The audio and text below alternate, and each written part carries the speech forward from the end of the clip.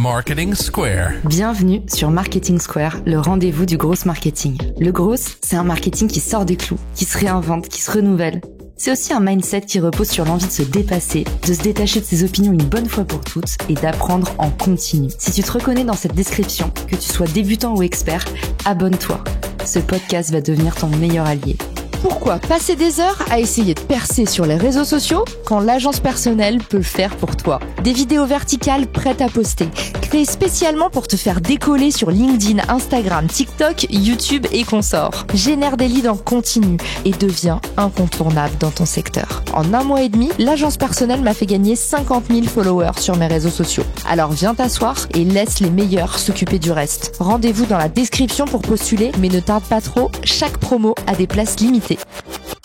Bonjour à tous et bienvenue dans ce nouvel épisode de Marketing Square. Aujourd'hui, je suis accompagnée d'un invité de marque, un peu le grand prêtre des podcasts. Il était là avant tout le monde, il a lancé un podcast de légende, Vlan, suivi de près par Ping, quelques années plus tard. Entre-temps, il s'est illustré, il est auteur, il est conférencier et il a allumé ma lanterne. Grégory Pouy est là aujourd'hui pour nous parler, non pas de leadership visionnaire, sa spécialité, mais plutôt de comment devenir une meilleure personne. Alors vous allez me dire, mais qu'est-ce que ça a à voir avec le schmilblick? Comment est-ce que ça va faire de moi un meilleur professionnel? Eh ben, l'éthique, c'est le nerf de la guerre, c'est le nerf de la croissance, c'est le nerf de la performance. Le bonheur rend meilleur au travail, dans sa vie perso. Ça permet de créer un alignement. Et j'ai invité le spécialiste du sujet pour nous parler aujourd'hui des 7 péchés sociaux qui nous tirent dans les pattes en permanence au travail comme dans la vie perso. Greg, bienvenue dans Marketing Square. Merci Caroline. Ça va être un épisode un peu différent évidemment de tout ce que vous avez fait, même si j'ai fait 20 ans de marketing, donc on pourra y retourner si vous voulez. Mais ouais, on va parler des 7 péchés sociaux du monde moderne, parce que moi ça me semble essentiel de se poser cette question de comment devenir un bon citoyen dans un monde qui est en crise systémique. Et en fait, c'est un thème qui a été popularisé par Gandhi il y a 100 ans, donc c'est pas du tout récent, c'était en 1925, donc pas exactement 100 ans, mais quasi. Et moi, ça m'a beaucoup touché parce que je me suis dit, en fait, c'est précisément à cet endroit qu'il faut qu'on aille travailler, tous ensemble. Et du coup, tu as fait cette story que j'ai vu passer sur Instagram et où je t'ai dit, Greg, viens en parler à mon micro. Du coup, les social sins, les péchés sociaux, t'en as dénombré 7. C'est ce qui a été dit originalement ou est-ce que c'est un peu ta curation, ta cueillette? Est-ce que t'as fait ton marché? Alors non, j'ai pas fait mon marché. J'ai bêtement repris tous les principes parce qu'en fait, ils sont tous aussi pertinents les uns que les autres. Donc j'ai pas fait de curation de principes. J'ai vraiment tout repris. Logiquement, ça devrait résonner pour chacun. En tout cas, je suis très honorée de partager la méthode Gandhi dans Marketing Square. Vous ne l'attendiez pas. Eh ben, Grégory Pouy l'a fait. Greg, c'est parti pour le premier péché social. Qu'est-ce que c'est? Le premier, c'est la politique sans principe. En fait, l'idée, c'est de se dire que quand tu t'engages de manière politique, il faut absolument que tu aies beaucoup d'éthique, que tu construises ta politique ou ton rapport à la politique avec des principes moraux qui sont extrêmement forts. Parce qu'en fait, si tu les as pas, derrière, c'est évidemment la porte ouverte à la corruption, c'est évidemment la porte ouverte à la dégradation de la société. Et ça veut dire aussi qu'il faut savoir écouter et se remettre en question, ce qui est très difficile quand on est en politique, en particulier quand on est en position de pouvoir. Une fois qu'on est en position de pouvoir, c'est très difficile de prendre le temps de continuer à apprendre, parce qu'en fait, on n'a pas l'espace mental pour le faire. Donc, c'est vraiment important de arriver avec ce bagage et de malgré tout réussir à continuer à le faire. Et c'est vrai pour les politiques, parce que la politique finalement elle est partout, c'est vrai aussi en entreprise. Oui, parce que la politique, au sens latin du terme originel, c'est la vie de la cité. Et finalement, la cité, c'est notre entourage. On fait de la politique à la maison, on fait de la politique au travail, on compose en permanence avec les autres. Toi, tu nous dis, sans principe, c'est pas possible de bien faire son taf, d'être du coup une bonne personne. C'est quoi tes principes alors, Greg, par exemple, toi, au travail ou dans la vie perso? Je pense qu'en fait, d'abord, il y a pas forcément de différence entre vie perso et vie pro. Je sais qu'on a tendance à vouloir les séparer, mais je crois qu'on est la même personne un peu partout. Et généralement, tu te comportes un peu de la même manière partout, sauf à cas exceptionnels. Je connais quelques cas exceptionnels. Et moi, je crois que ce qui me fait bouger finalement, c'est évidemment la volonté de transmettre. Ça, c'est très très fort chez moi. L'empathie. Et dans l'empathie, c'est surtout la remise en question de mes propres principes, c'est-à-dire vraiment être capable de se dire, en fait, comme on fonctionne tous avec des systèmes différents, tu vois, le système de Caroline, c'est pas mon système, et vice versa, évidemment. Donc, il y a des choses qui vont te sembler toi évidentes, qui pour moi seront complètement lunaires et vice versa, ce qui peut générer parfois des incompréhensions au travail. Par exemple, quelqu'un qui est extrêmement perfectionniste va pas comprendre qu'une autre personne va pas l'être. Tu vois, parce que si toi t'es perfectionniste, tu vas dire bah attends, mais tout le monde veut que ce soit parfait, c'est logique, c'est évident, c'est logique, tu vois. Et l'autre personne va se dire putain mais qu'est-ce qu'elle est casse-couille ou qu'est-ce qu'il est casse-couille à vouloir que ça gère, c'est good enough en fait. Par exemple dans les startups, il y a vraiment cette logique de good enough et d'autres qui sont perfectionnistes et du coup ça peut créer de la tension. Donc avoir cette empathie, c'est extrêmement important et cette capacité de remise en question et de comprendre que l'autre a un système différent. Tu vois, ça c'est vraiment des bases et puis après il y a une forme d'humanisme qui moi me fait bouger ou en tout cas prendre soin. En fait, c'est vraiment le mot qui est clé chez moi, prendre soin et en particulier prendre soin des liens parce que dans une société qui est en crise systémique, l'approche analytique qui veut dire couper tout en morceaux pour pouvoir tout expliquer, donc dire bah en fait, on va résoudre le problème par résoudre l'empreinte carbone par exemple. Mais en fait, ça fonctionne pas. C'est un peu comme si dans une famille, tu te dis, bah, il y a un problème avec la grand-mère, donc ça génère plein de problèmes chez les enfants, chez les oncles, chez les tantes, entre eux, etc. Tu peux pas juste remplacer la grand-mère et puis c'est résolu, ça marche pas. Donc en fait, il faut s'occuper des liens, et c'est ça qui, moi, me semble important. Donc prendre soin du lien avec toi-même, avec les autres, avec la nature. Hier, on faisait une soirée Saint-Valentin et chacun partageait un livre et sa définition de l'amour. Et il se trouve que moi, je parlais du bouquin Les 5 langages de l'amour, qui, je trouve, est un bouquin essentiel en communication de façon générale. Et l'amour, bah, c'est tout en fait. C'est nos liens avec les autres, c'est le lien. Donc vous verrez, il y a 5 langages de l'amour dans ce bouquin. On vous les mettra dans les ressources de l'épisode. Et moi, mon langage de l'amour, le premier, c'est les cadeaux. Je suis hyper cadeau. Donc la dernière fois, tu sais, t'as sorti ce jeu de cartes pour les cœurs brisés. Et dès que je t'ai retrouvé, Greg, je t'ai dit il faut que je l'offre à un ami qui est aussi un de mes investisseurs. Donc c'est assez rigolo de faire des cadeaux à ses investisseurs. Mais tu vois, pour le coup, moi je sais que montrer mon appréciation, ça passe par des attentions. Et avec mes équipes, je suis un peu Madame Cadeau, même des petites choses. Mais pour moi, c'est hyper important. Et le deuxième langage de l'amour que j'ai, je pense que c'est les paroles valorisantes. Je suis un très bon coach. C'est pas pour rien que j'ai fini dans un podcast. J'étais un peu la nana que tout le monde appelait quand on avait des problèmes et je pense que c'est pour ça que j'ai lancé Marketing Square. Et ce qui est rigolo sur les langages de l'amour, Greg, c'est qu'il y a ceux que tu aimes recevoir et ceux que tu aimes donner. Par exemple, moi, je valorise beaucoup les services rendus. Les gens qui sont serviables et qui vont me rendre service, c'est la façon dont je préfère recevoir de l'amour. Ça fait un peu mercantile dit comme ça. Et toi ? Moi, je pense que c'est les petites attentions et que j'aime donner et que j'aime recevoir. C'est pas tant les cadeaux, mais tu vois, je vais effectivement faire des petites attentions quand je vois un truc et que ça me fait penser à quelqu'un, je vais lui acheter ou lui oui. Et c'est pas une question de valeur, c'est plutôt une question de petites attentions. Les cadeaux pour moi tu vois, j'aime pas spécialement recevoir de cadeaux, donc c'est pas vraiment ça.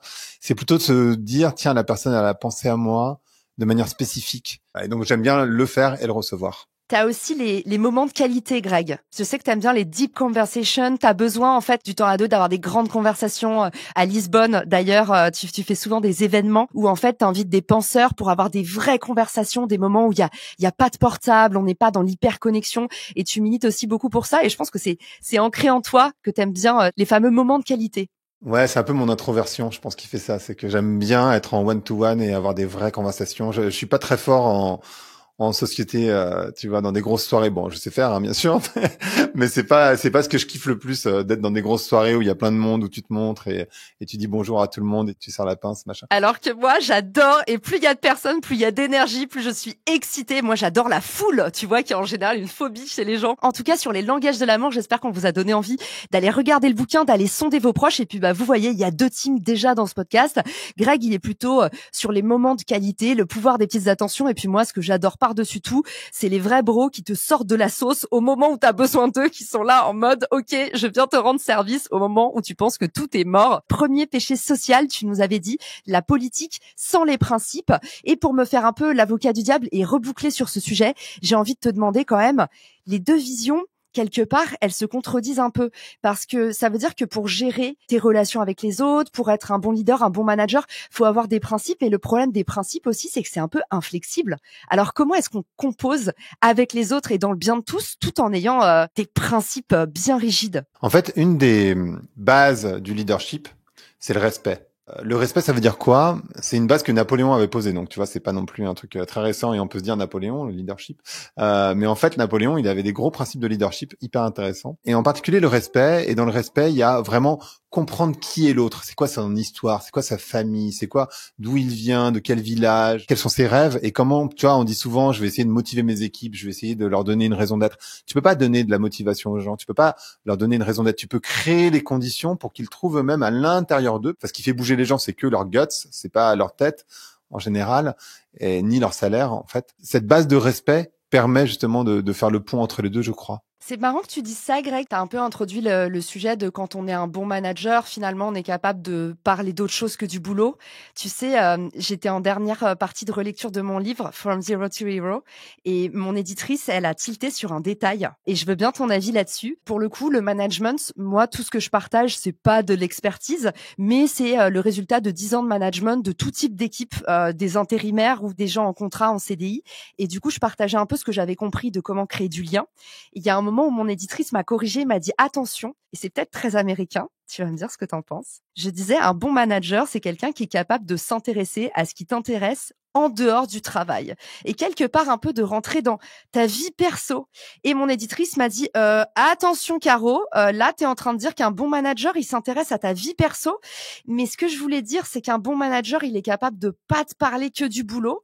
Toi, comment est-ce que tu traces la limite? Ça a l'air un peu sketchy en France. Moi, je suis assez d'accord avec toi. Je pense que c'est important de pouvoir parler de beaucoup de choses, de se mettre en vulnérabilité. Alors, tu vas pas le faire, ça dépend de la taille de l'équipe, mais sur tes, entre guillemets, N-1, j'aime pas trop l'expression, mais on va l'utiliser quand même parce qu'elle parle à tout le monde. En fait, c'est important de se rappeler qu'on est des humains dans une entreprise. Moi, j'aurais tendance à être d'accord avec toi, de dire c'est important de s'intéresser à la personne.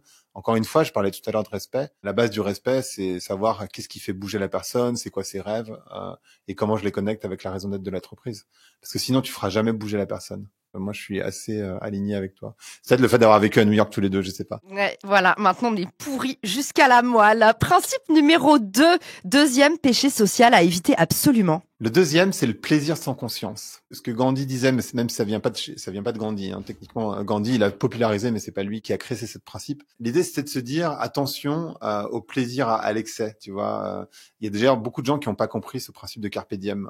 Carpe diem, c'est pas du tout le plaisir dans l'excès. C'est même tout l'inverse, en fait. Attention à pas prendre en considération les impacts que ça a sur la morale, mais du coup sur les autres. Et en fait, cette idée d'individualisme profond, quand par exemple tu as une voiture qui pollue énormément, etc., parce que ça te fait plaisir, fine, tu vois, mais en fait ça a des impacts sur les autres. Et après, tu peux pas dire ou tu peux pas ignorer les impacts que ça a. Donc déjà, c'est un problème que ton plaisir puisse nuire aux autres, et c'est ce qu'on fait tous en Occident. Hein, donc pour mémoire, si on reparle de l'empreinte carbone, la majorité de l'empreinte carbone, elle vient de la consommation des Américains et des Européens. Bien sûr, la Chine a un impact fort parce qu'ils produisent beaucoup pour les Européens et les Américains. Et après, bah, évidemment, tu vois, le problème de ce truc, c'est que ça a des impacts sur des pays qui sont pas l'Europe. Donc, par exemple, beaucoup en Inde, beaucoup au Bangladesh, en Afrique, etc. Enfin, sur le continent africain. Et alors, du coup, après, t'as les gens qui disent, ah ben, nous, on veut pas de migrants. Mais alors c'est un problème parce que c'est à cause de nous qui sont obligés de migrer, parce que personne n'a envie de migrer en fait. Quitter sa famille, ses amis, sa maison, sa culture, sa religion, personne n'a envie de faire ça. Hein. Donc ils le font pas par choix, ils le font par contrainte, et ils le font par contrainte parce que nous avons créé les contraintes. Et ça c'est aussi un sujet, tu vois. Donc le plaisir sans conscience, ça a des conséquences.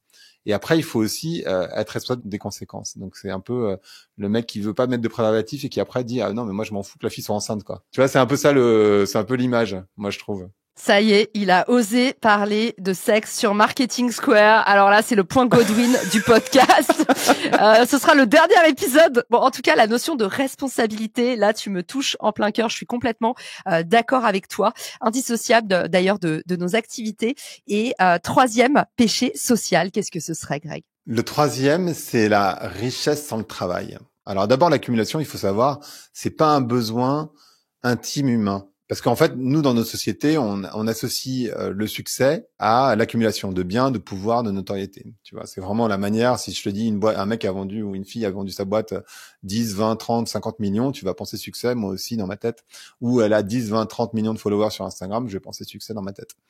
Mais en fait, d'abord, ça veut pas dire grand-chose. Mais de deux, c'est pas un besoin profond. En fait, les besoins profonds humains, il y en a 5. C'est 1, être aimé. 2, être respecté. 3, avoir ses intérêts protégés. 4, appartenir, hyper important. Et 5, trouver du sens. Pour revenir sur la richesse sans le travail, si tu accumules comme ça, sans que tu aies fait un effort particulier, finalement, ça c'est un vrai péché social qui t'empêche d'être connecté aux autres et qui va sans doute t'amener à avoir des actions qui peuvent être néfastes. En particulier, on revient sur le deuxième, c'est-à-dire le plaisir sans conscience. Et à l'époque, du coup, qu'aurait-il pensé de la semaine de 4 heures?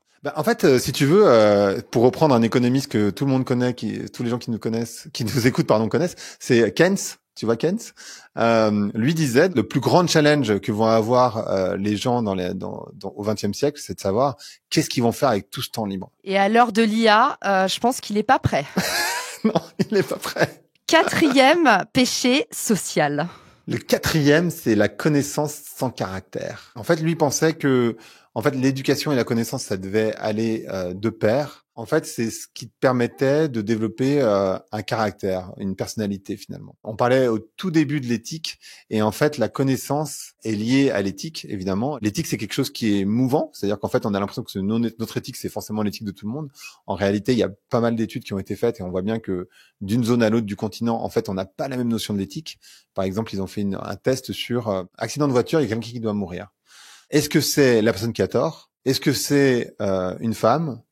Un homme? Est-ce que c'est un enfant? Est-ce que c'est un vieillard? Et tu vois, et tu te rends compte que en fonction des zones, quel est le moins pire? Ouais, qu'est-ce qui est le moins pire? Mais par exemple, en Allemagne, ça va être la personne qui a tort. Au Japon, ça va être la même chose. La personne qui a tort, elle doit mourir. En France, on va dire plutôt l'homme que la femme et l'enfant. Et tu vois, en fonction des zones, ça va être des réponses qui sont différentes. Donc l'éthique, c'est quelque chose qui bouge, mais l'éthique, elle se base sur la connaissance et elle se base sur ce caractère. Donc c'est ça qu'il voulait défendre Gandhi à ce moment-là. 5e péché capital. Le 5e, il est très lié, hein. Vous allez voir, c'est beaucoup lié à l'éthique, tout ça, mais le 5e, c'est le commerce sans moralité. En fait, l'idée, c'est de se dire qu'il faut être intègre dans le business, ce qui n'est pas forcément le cas de pas mal de boîtes. J'imagine que tu as plein d'exemples de ton côté, et moi, j'en ai pas mal du mien aussi. Parce que, justement, ils sont dans cette logique de plaisir sans conscience, d'accumulation, etc. Ils vont faire du commerce aussi sans moralité. Finalement, ça va pas dans le sens du bien-être commun. Et je crois que ce qui nous a fait du mal, c'est cette phrase de Milton Friedman en 1970 dans le New York Times qui dit « Le seul but social d'une entreprise, c'est de maximiser ses profits pour les actionnaires ». Et c'est une phrase qui est assez récente puisque 50 ans, c'est pas non plus très vieux, mais qui a fait beaucoup de mal, je crois, parce qu'on a perdu l'intérêt commun, enfin le bien commun finalement. Et quand tu regardes les différences de salaire entre les smicards et les patrons du CAC 40 entre 1980 et aujourd'hui, donc en 40 ans, ça a été multiplié par 10. C'est-à-dire qu'il y a 40 ans, c'était x 40. Et aujourd'hui, en moyenne, c'est 4 x 460. Donc, on voit bien qu'il y a un petit sujet, il y a un petit sujet à cet endroit. Sur cette partie-là, tu vois, je trouve que le Covid a été vraiment révélateur du fait que de plus en plus les entreprises, donc les commerces, sont attendus sur un rôle sociétal, quasiment de sauveur. En tout cas, je sais pas si tu te souviens, pendant le Covid, c'était assez étonnant de voir à quel point les citoyens étaient en attente des marques sur des enjeux presque politiques, c'est-à-dire on se souvient de Decathlon qui avait dépanné les hôpitaux, on se souvient des marques de cosmétiques qui s'étaient mobilisées pour aller dépanner les soignants qui avaient les mains complètement ruinées par les gels hydroalcooliques et pas que les soignants d'ailleurs. Mais du coup, il y avait eu des initiatives solidaires en grand nombre de la part des marques et il y avait eu beaucoup de sondages d'opinion. Forcément, moi qui aime bien le marketing, ça m'avait vraiment fait tilter que finalement c'était très récent le fait que les marques se mobilisent ou en tout cas soient attendues au tournant lors des polycrises entre guillemets. Ça, on le voit pour toi en dehors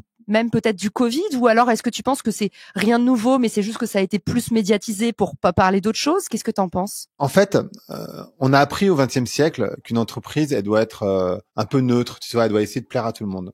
Je pense que ce principe, il est mort. Je pense qu'aujourd'hui, une entreprise, elle doit être impliquée politiquement. Pourquoi? Tout simplement, et c'est le sujet de mon bouquin, cela dit, hein, c'est de dire que aujourd'hui, la seule valeur qui reste en Occident, c'est l'argent. L'argent est une valeur, Greg? Non, mais c'est la seule qu'on a par contre. Ah, ok. Dis donc, on n'a pas grand-chose. Non, on a plus de valeur. Il y a pas mal de penseurs d'ailleurs qui disent qu'en fait notre société n'a plus de valeur. Et c'est bien tout le problème d'ailleurs. C'est pas bien pour ça qu'on est en train de faire cet épisode sur les 7 péchés sociaux parce que c'est vraiment le sujet. C'est-à-dire que quand la seule valeur c'est l'argent et l'accumulation d'argent et donc le respect est lié à l'argent, etc. On se rend compte d'abord, et moi j'ai fait pour l'exercice d'aller interviewer des politiques, d'aller interviewer des patrons de boîtes, etc. Tu te rends compte que finalement les politiques n'ont pas tant de pouvoir que ça, que tout le pouvoir est dans l'argent, donc dans les entreprises, et qu'aujourd'hui une entreprise elle doit être engagée, c'est elle qui peut faire bouger les lignes à court terme ou à moyen terme. Donc oui. Pour moi, c'est indispensable. C'est pas un nouveau principe, c'est-à-dire qu'en fait, avant Milton Friedman, c'était déjà le cas, et maintenant, ça redevient le cas. Finalement, dans la majorité de l'humanité, en tout cas la partie où il y a eu des entreprises, d'une manière ou d'une autre, ça a été le cas, en fait. Mais en fait, ça revient évidemment à vitesse grand V. Et aujourd'hui, une entreprise, je crois que c'est une erreur de vouloir plaire à tout le monde. Aujourd'hui, il faut être impliqué politiquement, socialement, quitte à ne pas plaire à tout le monde. Et je crois que c'est un principe qui peut être perturbant, mais je crois qu'il vaut mieux, tu sais, c'est le patron d'Airbnb qui disait ça, mais enfin le fondateur, c'est ça, il vaut mieux plaire être adoré par 1000 personnes que être kind of like par 1 million de personnes. Et je crois que ça, c'est vraiment un principe qui est essentiel. 6e péché social. Le 6e péché social, c'est la science sans humanité. Et finalement, ça revient un petit peu au même. Et je pense que à l'époque de Gandhi, il n'y avait pas eu la seconde guerre mondiale, l'invention de la bombe atomique, etc. Mais on voit bien, évidemment, dans la logique. Où est-ce que ça va et où est-ce que ça peut mener. Tu vois, tu parlais d'IA tout à l'heure. Moi, je crois pas du tout à la fin de l'humanité par l'IA. Je pense que ça, c'est une très bonne méthode de marketing justement pour les boîtes d'IA. Moi, je pense que les réseaux sociaux ont beaucoup plus d'impact que l'IA sur l'humanité. On le voit à peu près tous les jours. Donc, je crois pas trop à ça. Mais par contre, on voit bien que l'IA et tout ce que ça implique sur, en particulier, l'homme augmenté, enfin l'homme avec un grand H, bien sûr, ça peut avoir des impacts qui sont complètement en dehors des clous de ce que les gens ont en tête. Et ça, enfin, c'est quelque chose qui est très complexe et c'est pour ça que il faut, à chaque fois que tu es un scientifique, créer du lien et avoir de l'humanité. Tu vois, vraiment penser à quels vont être les impacts. Par exemple, la personne qui a inventé le plastique s'est dit, mais c'est génial, j'ai inventé une matière qui est non destructible et donc les gens n'auront plus jamais besoin d'acheter quoi que ce soit. Ils vont l'avoir une fois et ça sera fini. Il a jamais imaginé qu'il y aurait du plastique dans les fœtus de tous les animaux qui existent sur Terre, y compris les humains, quoi. Donc c'est ça aussi, c'est se dire, je vais essayer de penser aux conséquences de ce que je suis en train de créer. Et ça, je pense que c'est un point qui est extrêmement important, en particulier pour les start-upers, qui nous écoutent, vraiment réfléchir à c'est quoi l'impact de ce que je suis en train de créer, vraiment profondément. On est tous en train de penser, quand on t'entend parler à des boîtes comme celles sur lesquelles investit Elon Musk, à tout aussi ces grands renforts un peu eugénistes qui disent mais attends, en fait, regarde tout ce qu'on peut faire pour améliorer les humains, pour les augmenter, pour les soigner aussi. Quel regard tu apportes sur, par exemple, ce qu'est en train de faire Elon Musk? Est-ce que pour toi, il met de l'humanité dans la science?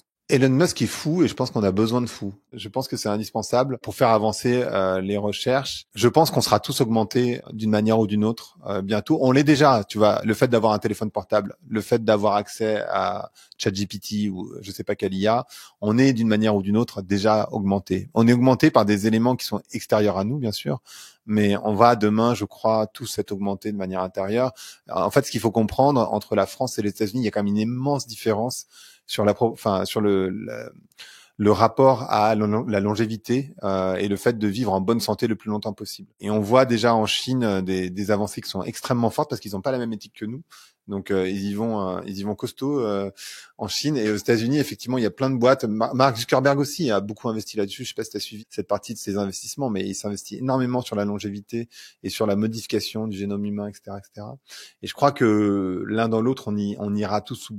Tu vois, c'est un peu bienvenu à Gattaca, c'est-à-dire que quand tu as des enfants, est-ce que tu te dis, ben non, mais moi j'ai envie que ce soit 100% naturel, ou t'as envie, et voilà, tant pis, et où j'ai envie de leur donner le maximum de chances dans la vie. Et c'est compliqué comme question en fait. Donc je crois que demain on le sera tous plus ou moins augmentés d'une manière ou d'une autre. Après, peut-être pas dans les proportions où va Elon Musk.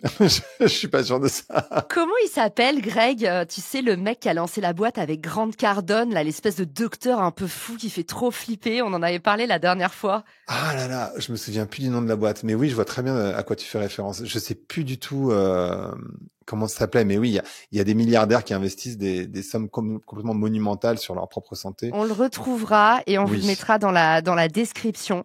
Mais il y a un docteur un peu fou qui a fait pas mal de contenu et qui a lancé une boîte pour justement étendre la vie humaine avec Grant Cardone. Je sais plus comment il s'appelle, il est assez flippant ce type. Et je me souviens qu'on en avait parlé, mais entre-temps le vin orange est passé sur ma mémoire. On est déjà au 7e péché social capital. Dis-nous tout. Là, on sent qu'on va finir en apothéose. Ouais, bah c'est un peu l'apothéose. C'est la prière sans sacrifice, tu vois, c'est waouh. C'est un peu lourd.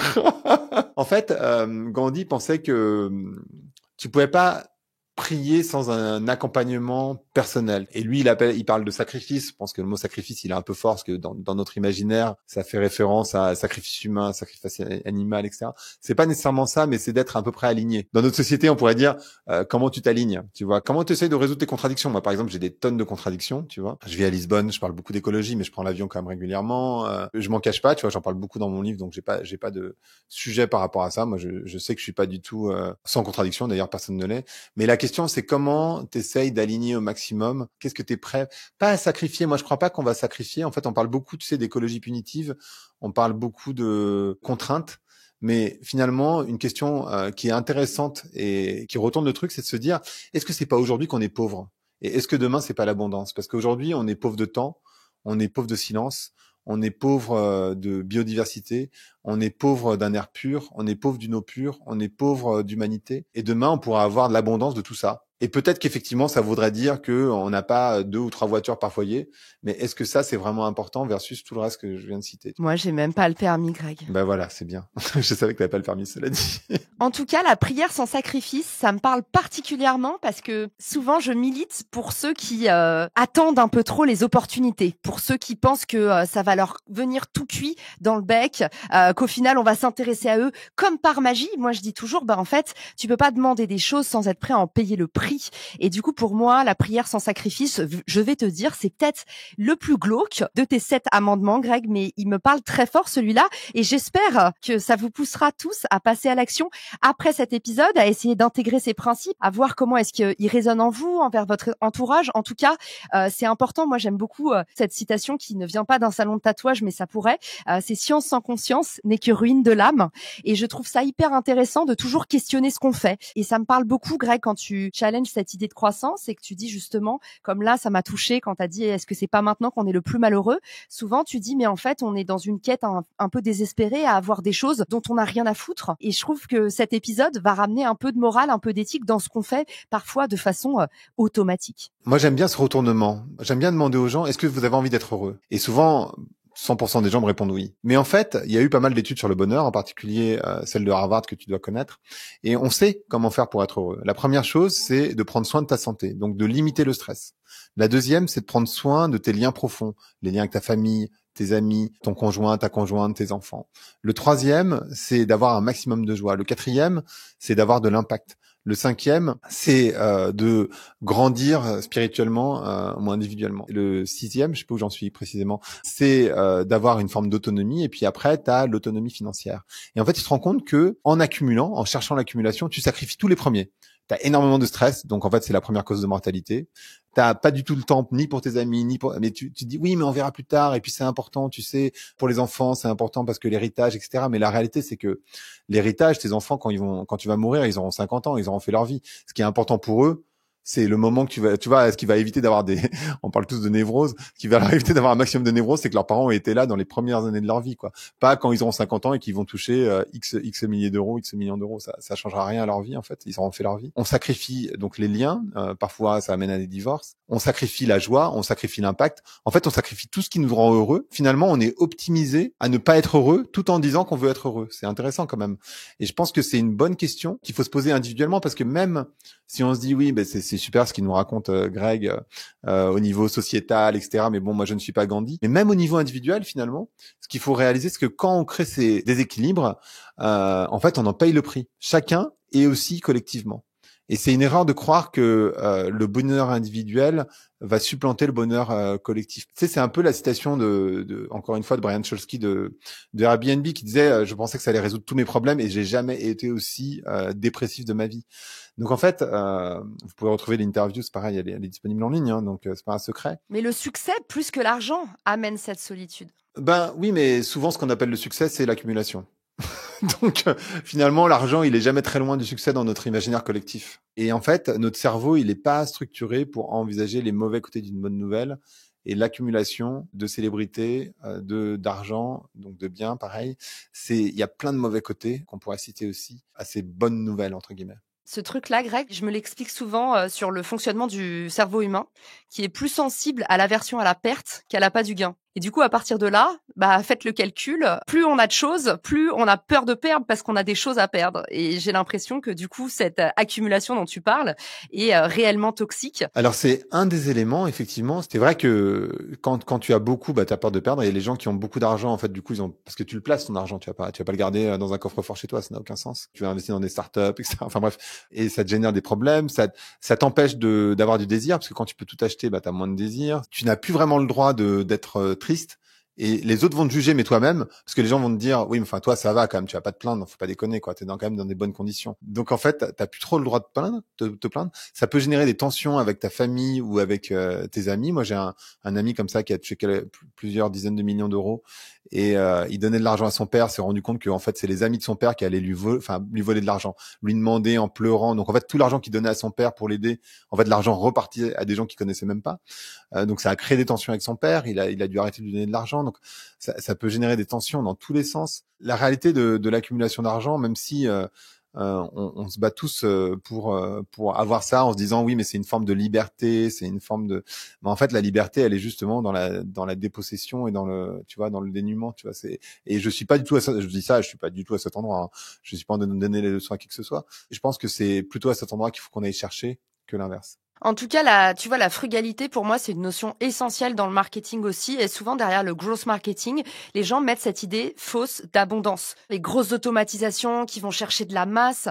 Et en fait, le growth marketing, c'est tout l'inverse. En tout cas, quand il est bien fait et les maîtres mots, en tout cas, qui ont créé cette discipline aux États-Unis, c'est au contraire moins, mais mieux. Et du coup, on est dans l'économie du moindre euro, dans des actions qui vont être minimes, mais avoir un plus gros impact.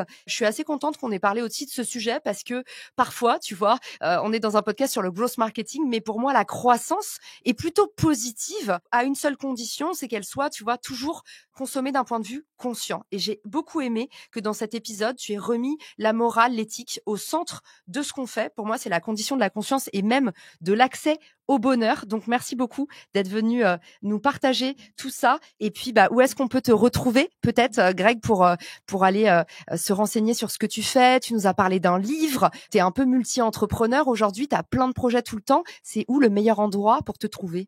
LinkedIn, sans doute. Tu vois, tu peux me retrouver sur LinkedIn, tu peux me retrouver sur Instagram, évidemment. Et après, sur les podcasts, Vlan, Ping. Donc, Vlan, qui est un podcast sur l'évolution de la société, et Ping, qui est un podcast sur le leadership conscient, on va dire. Et puis après, oui, j'ai un livre qui s'appelle Un Snap Paradis, qui est paru en poche et en brochet d'abord, évidemment. Et puis, ce jeu de cartes dont t'as fait mention, qui s'appelle un kit de secours pour cœur brisé. Voilà, vous n'allez pas me retrouver à cet endroit, mais en tout cas, c'est un des projets que j'ai fondé dernièrement. J'adore. Et ce week-end, je te le disais en off, on parlait de toi avec Arthur Aubeuf qui disait le podcast de Greg Vlan, c'est vraiment de la balle. Et tu vois, avec Arthur, on se faisait cette réflexion justement sur le marketing et on se disait en fait, on pousse tout le temps les gens à gagner plus alors qu'un moyen génial d'augmenter son train de vie, c'est de dépenser moins. Et du coup, dépenser moins mais mieux. Et c'est vrai qu'on en parle rarement et j'étais ravie d'évoquer ce thème avec toi, la frugalité dont on parle trop peu. Merci Greg pour ton passage dans Marketing Square et à très vite. Ciao! Si cet épisode te plaît, tu peux le partager en me taguant ou lui laisser 5 étoiles sur Apple Podcasts. Marketing Square.